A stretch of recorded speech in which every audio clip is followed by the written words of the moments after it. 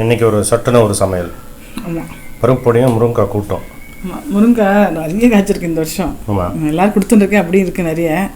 சரி, அதனால் இந்த முருங்கைக்காய் கூட்டை பண்ணிவிட்டு பருப்பு பொடி.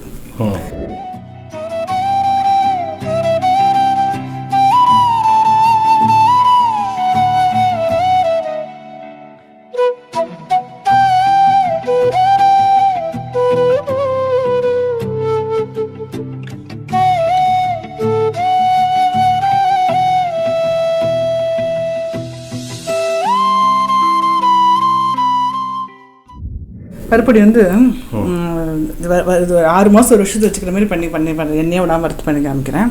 சப்போஸ் நம்ம ஒரு வாரம் 10 நாள் பண்ணுறதுக்கு கூட பண்ணிடும் போது கொஞ்சம் எண்ணெய் விட்டு பண்ணிக்கலாம். ஸோ இது வந்து மொத்தமாக ஸ்டோர் பண்ணுற மாதிரி காமிக்கிறதுனால எடுத்துட்டுருக்கேன்.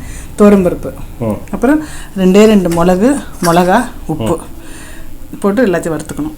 பெருங்காயம் மெயினாக, அடுத்து பெருங்காயம் வாசனையாக இருக்கணும். பெருங்காயம் இதில் வந்து என்னென்னா பருப்போட சம்டைம் கொஞ்சோண்டு இந்த பொட்டுக்கடலை அப்படி போட்டால் கொஞ்சம் ஒரு ஸ்வீட்டிஷ் கிடைக்கும். அது ஒரு மாதிரி டேஸ்ட்டாக இருக்கும். இல்லை காஞ்சி போன கருவேப்பிலை ஆற்றுல இருந்து அதிகம் கொஞ்சம் போட்டுக்கலாம். ஸோ அந்த மாதிரி இப்போ அது வந்து இப்போ பண்ணிக்கிறேன். எல்லாத்தையும் எண்ணெய் விடாமல் நல்லா வறுத்துக்கிறேன். ஓகே, தனித்தனியாக வறுக்கணுமா? தனித்தனியாக வறுக்கணும். ஓகே, நான் கல்ச்சட்டியில் என்ன இருக்குது? கல்ச்சட்டில் பைத்தம்பருப்பு வேக போட்டிருக்கேன். இந்த பைத்தம்பருப்பு வந்ததுக்கப்புறம் இந்த இது போடணும், முருங்கைக்காய் அதெல்லாம் போடணும். கூட்டுக்கு வச்சுருக்கேன். வெறும் பைத்தம்பருப்பு வச்சுருக்கேன். ஓகே, இங்கே வந்து வெறும் இப்போ பருப்பு மட்டும் போட்டிருக்கேன். பருப்பு நல்லா வறுத்துக்கணும். நம்ம எண்ணெய் விடாமல் வறுத்து வச்சோன்னு வச்சுங்களேன், உங்களுக்கு ஒரு 6 மாதம் ஆனால் ஒன்றுமே ஆகாது, நல்லாயிருக்கும். ஒரு மாதத்துக்கு தேவையானது ஒரு கப்பில் எடுத்து வச்சுட்டு ஊருக்குலாம் கொடுத்து அனுப்புறது தான் சொல்கிறேன். இப்போ ஆற்றுல நம்ம பண்ணுறோன்னா இது கொஞ்சமாக பண்ணிட்டா போகிறோம். ஒரு 10 நாளைக்கு பண்ணிவிட்டு அப்புறம் திருப்பி பண்ணிக்கலாம். ஈஸி தான், அது ஒன்றும் பெரிய வேலை இல்லை. இந்த பருப்பு பண்ணிக்கணும். இது லஞ்ச் பாக்ஸ்லேயும் கொடுத்து அனுப்புவேன். லஞ்ச் பாக்ஸ் கொடுத்து அனுப்புனோன்னா நான் என்ன பண்ணுவேன்னா அந்த பொடி வச்சுட்டு கொஞ்சம் கடுகு, உளுத்தம்பருப்பு, கடலைப்பருப்பு, கொஞ்சம் முந்திரி பருப்பு, இல்லை வேர்க்கொல்லியாக வறுத்துன்ட்டு அதையும் போட்டு இந்த பொடியும் 2 போட்டு சாத்தில் பிசைஞ்சு கொடுத்தோன்னா அது சாதம் சூப்பராக இருக்கும். அது லஞ்ச் பாக்ஸில் இப்போ லஞ்ச் பாக்ஸ்லாம் கிடையாது இல்லையா? ஸோ அதனால் இப்போ அப்படியே பண்ணிவிட்டு லஞ்ச் பாக்ஸ்லாம் இல்லை, லஞ்ச் பாத்திரம் தான். பாத்திரத்தை எடுத்து அப்படியே உட்காந்து சாப்பிட வேண்டியது ஆற்றுல. ஆமாம், இப்போ கொரோனா வந்ததுனால எல்லாம் வீட்லேருந்து பண்ணுறதுனால அது பெரிய அட்வான்டேஜ்.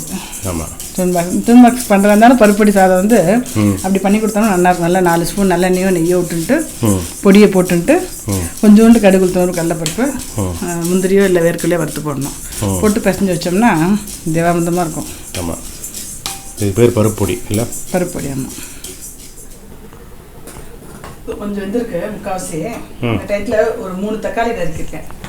3 தக்காளி ப்ளஸ் இந்த முருங்கைக்காய், நம்ம ஆற்றுல பறித்த முருங்கைக்காய் எல்லாத்தையும் ஒன்றா போட்டு உப்பு போடலை. ஏன்னா உப்பு போட்டால் ரொம்ப குழஞ்சிடும் முருங்கைக்காய். அதனால் கொஞ்சம் பாதி வெந்ததுக்கப்புறம் உப்பு போடுவேன்.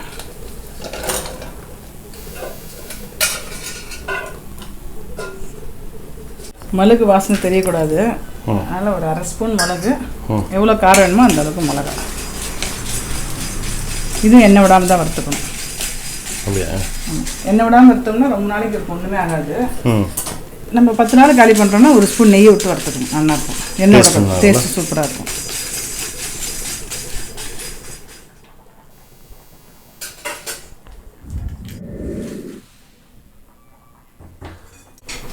ரெண்டு பெருங்காயம் கூட எடுத்துக்கணும்.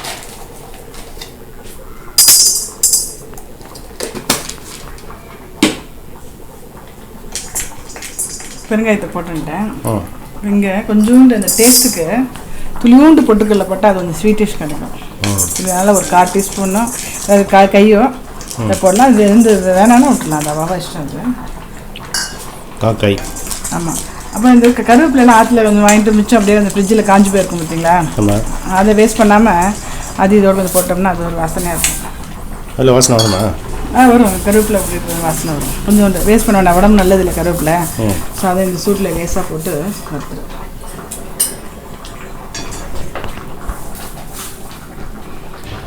அது ஒரு உப்பு இருக்கு இல்லையா, கல் உப்பு, அதை கூட லேசாக கொஞ்சம் அந்த சூட்டில் போட்டு ஆஃப் பண்ணணும். ஏன்னா அதில் கூட அந்த ஈரப்பதம் இருக்கு இல்லையா, அது கெட்டு போக சான்ஸ் இருக்குது. சப்போஸ் ஒரு நாள் வச்சுருந்தா போட்டுட்டு இப்போ இதில் வந்து மிக்சியில் போட்டு நல்லா நைஸாக அரைச்சிடுவேன். ஓகே. ஸோ பருப்பு பொடிக்கு என்ன போட்டுருக்கோம்?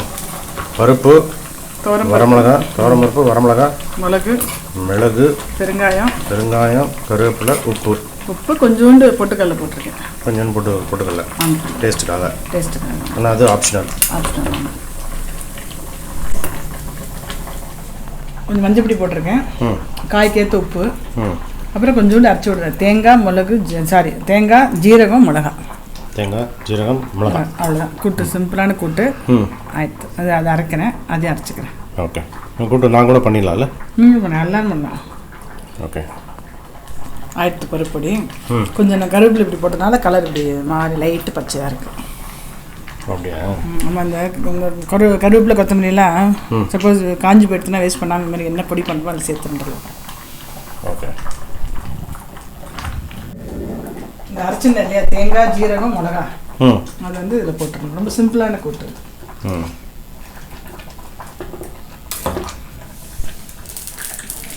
கூட்டு ஆயிடுத்து. நான் கொஞ்சம் வெந்து முருங்காயும் இப்போ கொஞ்சோண்டு எண்ணெயில் கடுகு போட்டிருக்கேன்.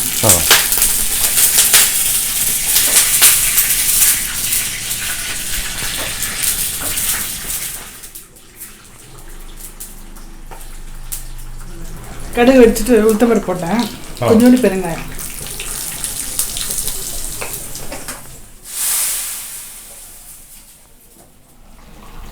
சமையல் ஆயிடுத்து. 15 மினிட்ஸ் தான். பருப்பொடி இது போட்டு அடுப்பு ஆஃப் பண்ணால் இன்னும் கொதி இருக்கு பாரு. அது இருக்கும், இன்னும் 10-15 நிமிஷம் இருக்கும். அந்த அப்பளம் ஒன்று வாட்டுறேன் அப்புறமா. அப்பளமா? ஆமாம். ஸோ சாதத்துக்கு பசங்க இதை அப்படியே கூட்டு போட்டு சாப்பிட வேண்டியதான். அப்பளம் தொட்டு சாப்பிட வேண்டியது. சிம்பிள். ஓகே. வளமாக வாழ்க. Okay, thank you.